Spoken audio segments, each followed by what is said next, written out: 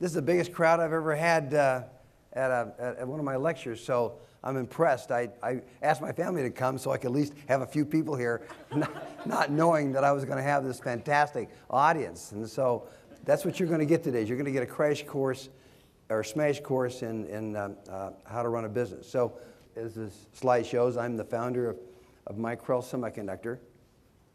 I had a wonderful experience starting it with a partner of mine. And the whole concept of the company was to build a company around people. We didn't have any products. I started Micrel with the concept of making it a people-oriented company. And so a lot of companies are formed around a product. So we didn't form a company around a product. We formed it around people. And that's the whole concept that I share in my book, Tough Things First. So my concept was to build a company with people. And so, of course, you can't be venture funded that way, because if you go to a venture capital fund, they want to see your product. They want to see the roadmap, the growth of the business, and how it's going to create value for their shareholders. And so this wouldn't work. So we couldn't go with the VC route. So I had to borrow money, and I borrowed $300,000, and I put up $300,000 with myself and my partner. And so we had $600,000. That's what we started the company with. Now, most semiconductor companies start with about $20+ million. The average in our industry over the years has been over $50 million. So you can see that what we did with $300,000 of our own capital plus the bank loan, we were able to sell the company in August for $840 million. So that shows you what we could do by just building it around people and not necessarily around products. We weren't actually able to develop our own products until 1989. The company had to be, because we were bank funded, we had to be profitable every single quarter. And so here we are, a new startup, as you would, and couldn't lose money. And I think real companies make money. They don't lose money. So when you think about starting your own company, remember that it's there to make money. So we were able to stay profitable for 36 out of 37 years on a GAAP basis. But the current wisdom, as you would, is an error. In other words, you don't have to start a company with a product. Now, you have to have an idea of the industry you want to be in. You have to say, what do I want to do? Software? Do I want to be in real estate? Do I want to be in some other technology business? You have to have an idea of the industry you want to serve, but you don't necessarily have to have a product. You have to build the people first, because better people make better employees. So what I tell my people when I hire them, especially the staff that reports to me, is I said, I'm not here to make you rich. That's your job. I'm here to help you become a better person, a better father, mother, husband, wife, citizen. That's my job. That's what I see is my role in helping you become a better person. And that was the goal that we had. And so as a result of that, we had one of the lowest turnovers in our industry because we developed that concept of people as opposed to just running a business, as you would. Again, you don't have to start your own company to be an entrepreneur. An entrepreneur is just someone who has that vision and that ability to be able to take that information that he's working with, whether he's a department head or whether he's a CEO, and he can make a difference in his organization. That's really what an entrepreneur does. He's really a leader in his particular area of expertise. So again, you don't have to be a CEO. You don't even have to be a business owner. You can be an entrepreneur if you have an entrepreneurial view, which means outside the box thinking. So inside the box is everything you know. That's your known. That's the parameters you operate in. So you say, okay, here I am. I'm this accounting manager, or I'm this real estate manager, and here's the box that I'm in. As long as you stay inside that box, you're not an entrepreneur. An entrepreneur thinks of, what can I do to get outside the box? What can I do to enhance that, magnify that position that I hold? And that's what I mean when I talk about being an entrepreneur. Magnifying your position, getting outside that box that you're stuck in. So the first thing you have to remember is cash is king. You can't go out of business as long as you have cash. Anyway, so being bottom line oriented means you look at being profitable. You can't unless you have an infinite amount of cash, at some point you're going to run out of cash unless you can replenish that reservoir. And to do that, it means you've got to focus on the bottom line. And a lot of companies don't. They focus on growth. And growth doesn't make it, because unless you have the revenue dropping to the bottom line, you're not going to replenish your cash reservoir. So again, remember, focusing on the bottom line is important in running a successful business. If you're going to start a business, make sure you raise all the money you need before you start your business. Because what I see happening in far too many businesses, and I'll say 80 to 90% of them, is they are constantly out there trying to raise money. And that doesn't work. So what you do is you look and say, okay, my plan is that I want to be cash positive by year 2. Let's say that's your parameters.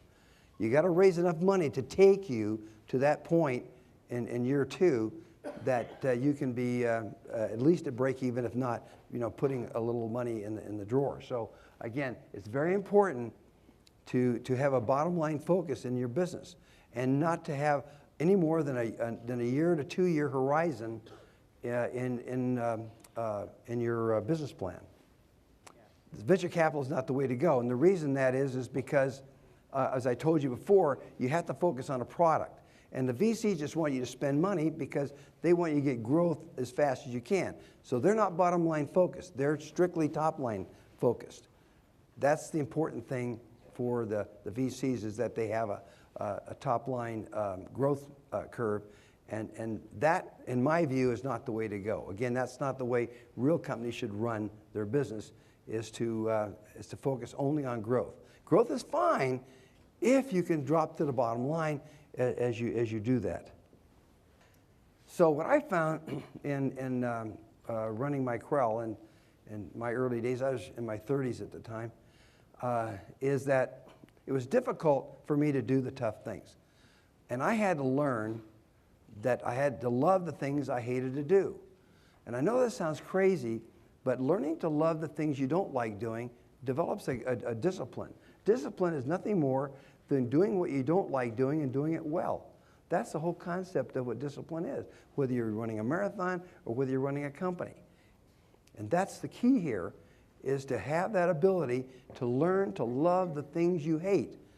So to do that, I learned to do the tough things first, which meant every morning I would tackle I list the tasks that I don't want to do, and my wife will tell you, even to this very day, I get up at 5:30 in the morning, I start exercising. It's hard for me, but I tackle the tough things first. I get that out of the way. So I exercise for an hour, then I get ready for work. And even though I'm retired, I'm still working. And so I focus on, okay, what is it now I don't want to do next?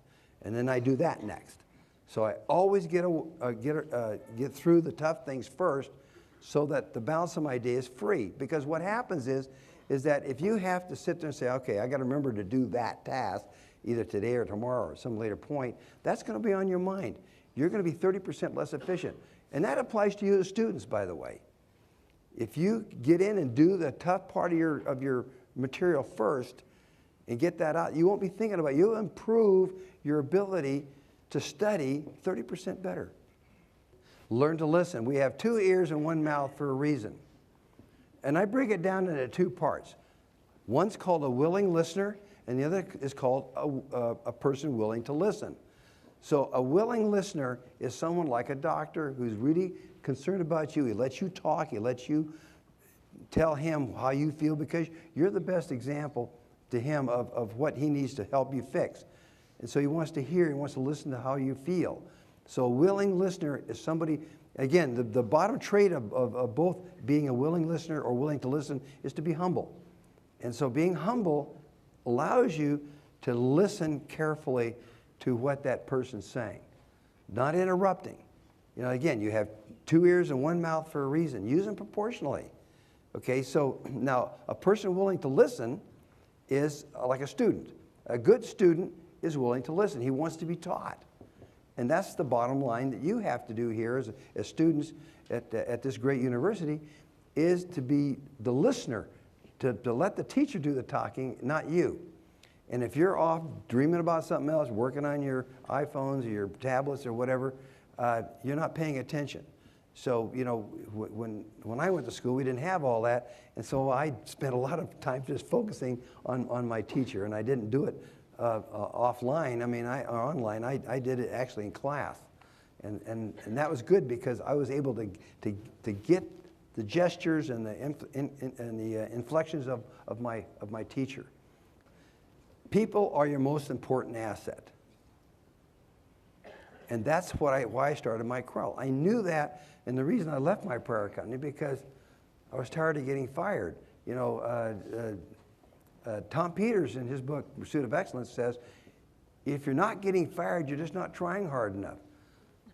And so, you know, I can tell you I must have been trying pretty hard because I got fired a lot. So the bottom line is that if you really focus on your people, then they will work for you. And that means you have to bring them in. You have to know them as a person, know their children, know their birth dates almost, you know a lot about them. Invite them in to your inner circle. Learn to know who they are as a person. Once they see that you care for them as a person, then they'll be loyal and they'll work hard for you. So we have a culture at my Krell. You know, the culture is honesty, integrity, dignity of every individual. What that means is that no condescending language. Even though our company was in California, we didn't allow any swearing. Swearing was forbidden. You would be terminated if you used condescending language more than once. So again, no swearing, treating everybody with respect and dignity. That will go a long way to keep your people happy and motivated. And the last culture is doing whatever it takes, no excuses. Now what that means basically is like the repentance process. I mean, if you make a mistake, that's not a problem. The problem is whether you correct it or not. But it's very important for you to understand what cash flow is when you run a business, or even when you're running a department. That means you set a budget, and your budget lists a bunch of items that you have to control, okay? And then you have to know where that money is being spent and how it's being spent. And so, you know, cash flow is built up as what they call sources and uses of cash. So, you know, increasing accounts receivable is a use of cash. Decreasing accounts receivable is a source of cash, and so forth, and accounts payable and so forth. So understanding cash flow is very important. Now, this is my opinion. I'm not necessarily saying it's being shared by Dean Wright, but these are the core courses that I think are important if you're going to run a successful business. Okay, so financial management, accounting, economics, basic accounting, and business law. Now, in business law, I know that you're not going to become a lawyer by understanding, just getting through 1.5 to 3 units of business law you have here. But it's very important that you understand business law because you're going to be writing contracts, you're going to get involved in some tort issues, and just understanding the whole concept of the legal system, because that's how this country was built, was on our legal system. That's really, if you look at the Supreme Court and the balance of power between the various branches of government, are all based on legal issues. And business law, even though you're maybe not going to be taught how to defend a case in court, you need to understand how the law works. And that's what you get in business law. So what I'd like to do is now turn it over to you to let you ask me some questions. Okay, so you talked about being bottom line oriented. What were some of the most important things that, like when you were starting up your business or as you continued, that you found to be the bottom line? Like what were some of those things for you? Okay, so when we say bottom line oriented, it means if you focus only on growth, on revenue, that may cause you to lose money. Okay, so when I say bottom line, when in accounting, the bottom line is your profitability. So you want to be focused on making money. That's what that means by being bottom line oriented. So when you do a budget, you know, even as an individual head of your family, as you would, you know, you have certain income coming in, and then you have certain expenses against your income, rent and tuition and so forth. And then the bottom line is, what do you have left over? And if you add up all your expenses and they're greater than your income you have coming in, then you're losing money, okay? And that's not being bottom line oriented. You have to live within your budget. So I was very careful about maintaining a very good budget at the company, planning, so that, as they say, you hope for the best, but you plan for the worst. And so what I did is that I made sure that my expenses were not greater for the next quarter than I had in the prior quarter. And since I always made money in my prior quarter, the next quarter, if my revenue were the same, then I would make sure that I would make money. So I wouldn't, even though my revenue increased, I didn't increase my expenses until I had 2 quarters of revenue growth. Then I would allow expenses to increase. Does that make sense? I have a question right here. So 36 out of 37 years you were positive on the books, you said? On the GAAP basis. What did you do as the owner of the company? What did you do to avoid the feeling of we're too big to fail, we can't ever fail? What did you do to keep innovating and stay positive? Okay, it's kind of her question in a way. If you're going to grow your business, you have to have the products that are going to grow. And so on our industry, it takes about 1.5 years to develop the product, and it takes another 1.5 years to get it adopted. And the product life cycle is about 5 years, average. And so you have to be able to you got to look ahead, because if it's going to take you 1.5 years to develop the product, another 1.5 years to get it adopted, you're 2/3 through your product life. So you got to be able to get ahead of that curve, so that your product life cycle is not perturbated. And so understanding your markets, understanding what kind of products you need, for the future is what'll keep you growing and growing your revenue. So staying close to your customers, understanding where they're headed, really being able to be, differentiating in your products is what allow you to have sustainability in the growth of your revenue. Next one's right here. Yes. So this question sort of goes along with that. The growth of Silicon Valley and the tech sector really kind of boomed, I think, right around the time you were there. How did you find out how to stay ahead of the curve? I know you mentioned staying close to your customers, but was there anything else that you did to maintain relevance in your industry? Good point. So as you mentioned, I was there from almost the very beginning of the industry. 1963 is when I joined the semiconductor industry, not I didn't start the company then, but I was an employee. So 15 years later, I started Micrel. And so I was there from the very beginning. And so you got to be able to, as they say, move with the cheese, for those of you who know that book. And so keeping ahead of the curve means your people have to understand which way your industry is going.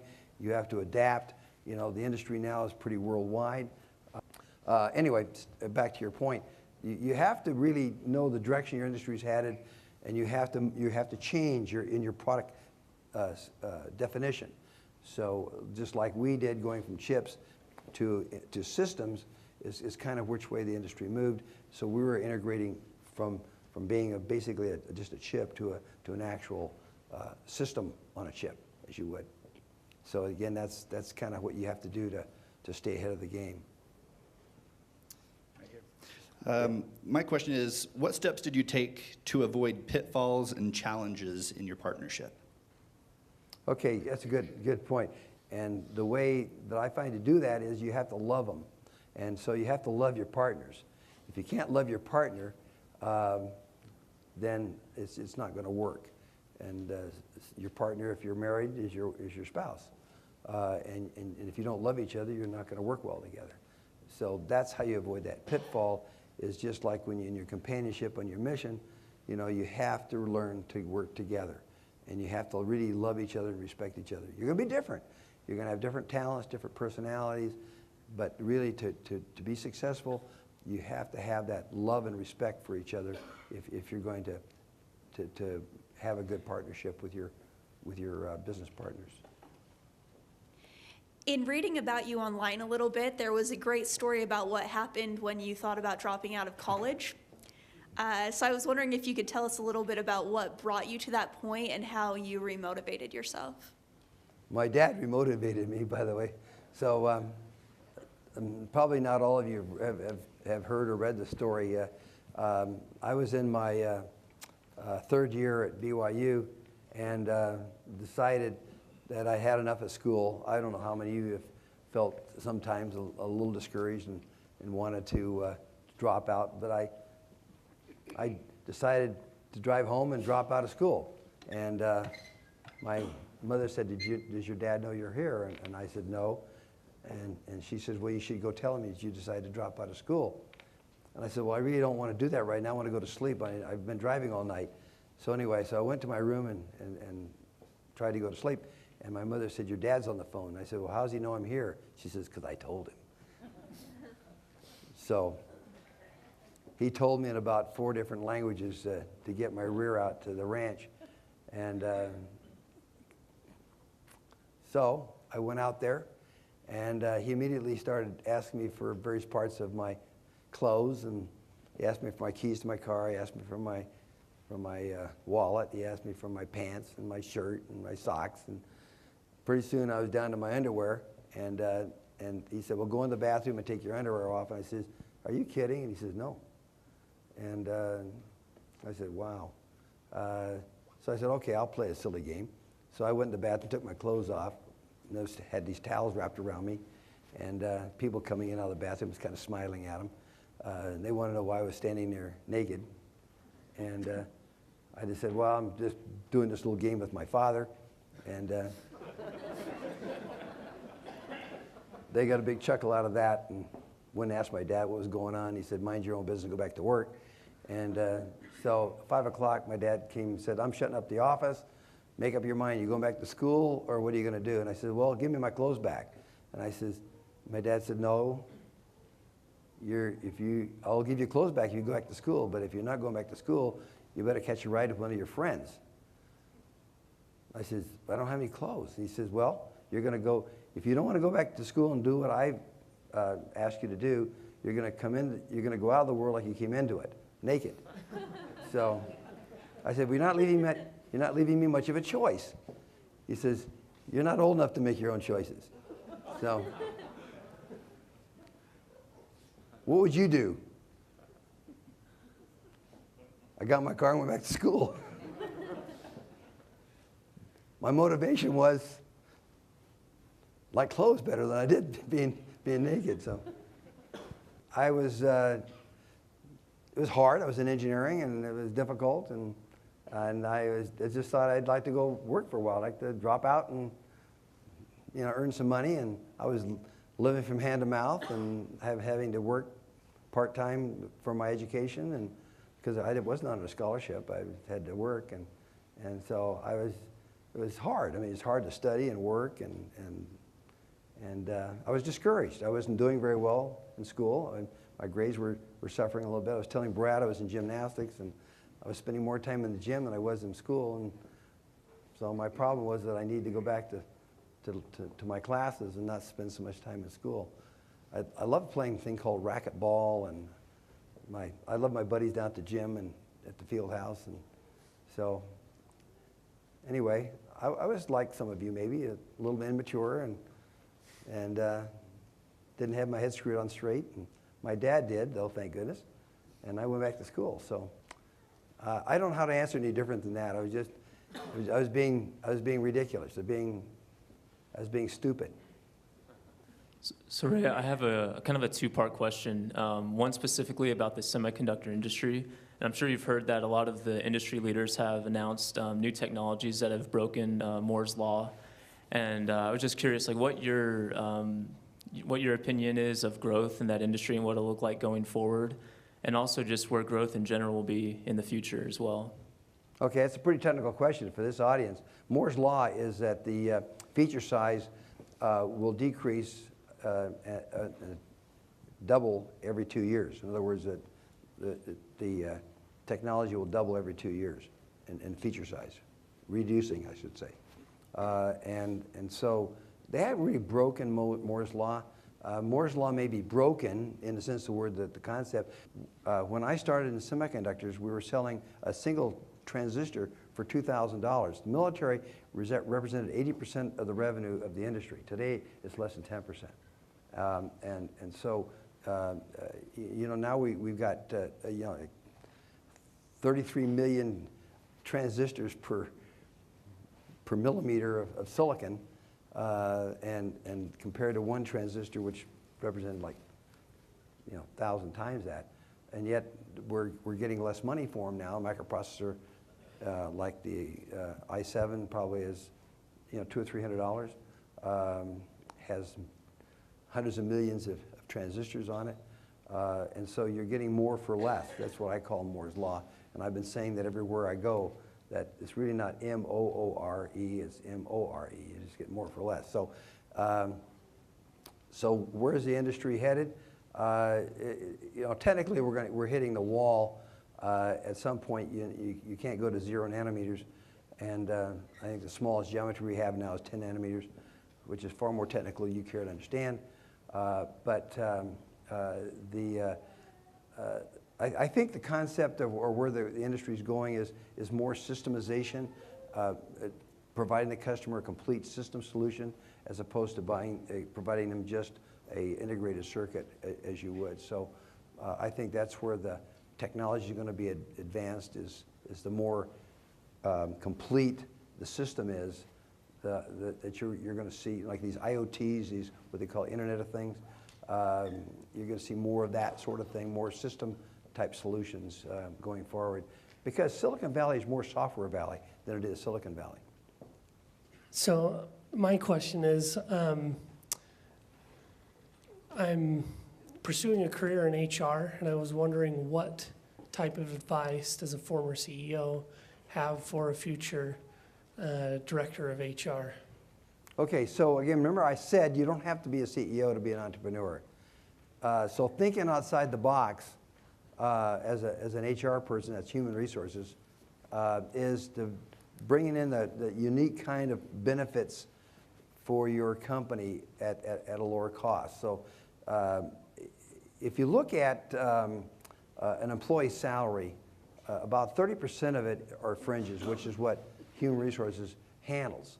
And so that's a third of that person's income is really attributed to the cost associated with these fringe benefits. So if you're going to be a director of human resources, you really have to understand and focus on how can I keep these benefits growing and yet keep the cost down to a third or less. And that would be the advice I would give you, is really thinking outside the box, coming up with ways to lower the cost of the benefits of your employees, because they still want more. They're asking for more benefits, but you know, the company can't keep, you know, plowing that much of its operating costs into fringe benefits. What was the biggest mistake you made as you started out in business, and what did you learn from it? Well, remember I talked about a mistake is really not important as long as you correct it. And so my big goal was to always correct my mistakes and not let them become a problem. So the biggest mistake you make is not correcting the mistake in the first place. So if I summarize into the ones that I'm most disappointed in, was probably not being more careful about my board selection. In other words, getting the board of directors that saw my vision and bought into the vision that I had, you know, for the company. And you know, boards, you know, change about every 5 years. You rotate your board, and you're constantly getting new people and trying to love them like you would your partner, even though they're like your partner, is hard to do because they're not there full time. They're really not involved that much into the business. So picking a good board of directors, I think, is a key thing that I should have done a little better job at least in the last 10 years of my business. So I'm graduating this April, and you know, I don't have money, but I want to be an entrepreneur, and I want to start my business with my friend, but we don't have money. So I thought it's a better idea to start working, to get a job, to start working. Even my parents told me that I need to find a job and work. But if it's you, what would you do in this kind of situation? You know, you want to do a business, you want to be an entrepreneur, but you don't have money. Well, reminded of the story about Socrates. A student was kept bugging him about wanting to learn more, and Socrates was getting a little irritated, wanting to know how he became so wise. And so Socrates said, "Tell you what, meet me down at the ocean at 6 o'clock in the morning tomorrow, and I'll show you how to get more knowledge." And so the student was actually there early. He was actually there at 5:30. And so Socrates said, "Oh, he's impressed." So he took him out till the water's about waist deep. And then he pushed the student's head underwater and held it there until the student started gurgling and taking in water. And before he drowned, the professor, or Socrates, lifted him out of the water and said, "What did you want more than anything else while your head was underwater?" And the student said, "I wanted air." Well, when you want knowledge as bad as you want air, you'll find a way to get it. So if you want money, you got to find a way to get the money. That's the challenge, is raising money to start your company. And there's no single pat way of doing that. So you're going to have to figure that out, how you're going to raise the money. If you're going to take it from other people, then they're going to own your company. If you want to own your company, you got to come up with the money yourself. I really can't tell you how to get the money. Don't rob, don't steal, but you know, find a way to get the money. That's the key. And your parents telling you to go get a job, I guess they're tired of funding you. So. Dr. Norm Wright here has lots of money. You can talk to him. Okay. That's what he gets paid the big bucks here. So. Well, you have a club here, don't you? That Entrepreneurs Club. Yes. Mm-hmm. And there are people who, like myself, who do look at businesses and decide if we want to help fund them. I'm just closing on a round this week on a small business, software business. So you know, we do look at businesses and decide if we want to fund them. So that's another way. The unfortunate thing is, though, if whoever gives you the money holds the gun. So that's right. If you want to hold Ray showed the slide of VC, so you got to be careful when you go down that path, don't you? Let's give Ray a round of applause for being here today.